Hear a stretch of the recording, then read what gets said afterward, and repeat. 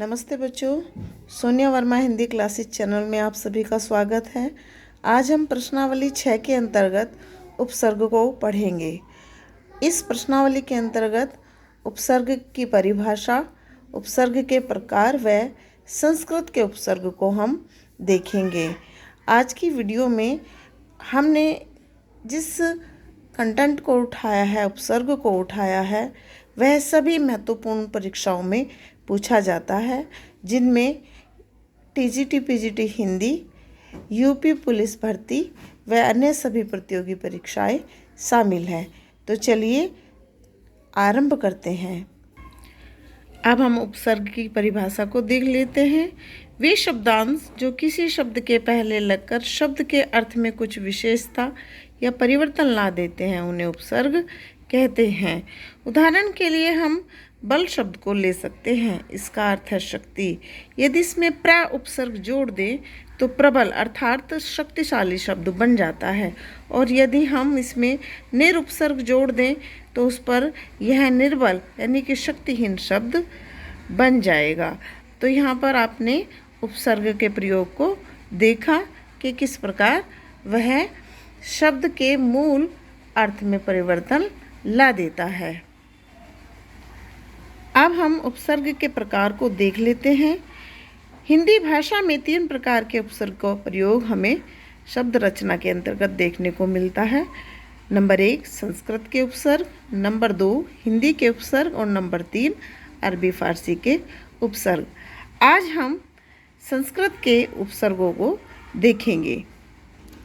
बच्चों, वैसे तो संस्कृत के मुख्यतः 22 उपसर्ग माने जाते हैं जो हिंदी भाषा में प्रयुक्त होते हैं, किंतु उनमें से मैंने केवल 14 उपसर्गों को ही आपके सामने रखा है, क्योंकि यह 14 उपसर्ग ही महत्वपूर्ण हैं और इनसे संबंधित प्रश्नों को ही परीक्षाओं में पूछा जाता है।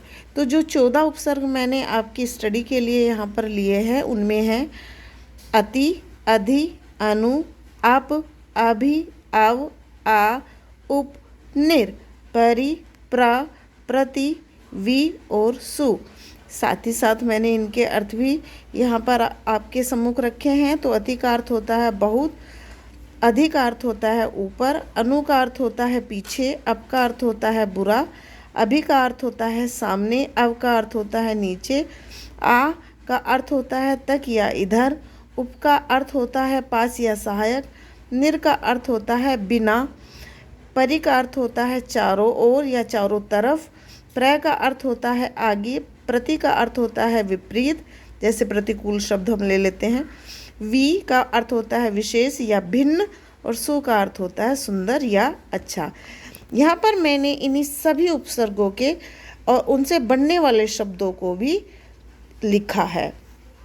तो हम उदाहरण के तौर पर अति उपसर्ग के अर्थ के साथ इस उपसर्ग से बने शब्दों के रूप को देख लेते हैं, जैसे अतिरिक्त, अतिवृष्टि, अतिप्रिय, अत्यंत। जैसे अत्यंत शब्द परीक्षा में बहुत ज़्यादा पूछा जाता है, तो आप इसे ज़रूर याद रखें कि ये अति उपसर्ग से लिया गया है, और अर्थ भी क्योंकि बहुत है, और अत्यंत भी यानी कि अत्यंत स्नेह रखता है, जैसे मैंने वाक्य में प्रयोग कर दिया यहाँ पर इस उपसर्ग का, तो इसका अर्थ होता है बहुत। अब हम अधि उपसर्ग को देख लेते हैं। इससे बनेगा अधिकार, अधिभार, अधिपति, अधिग्रहण।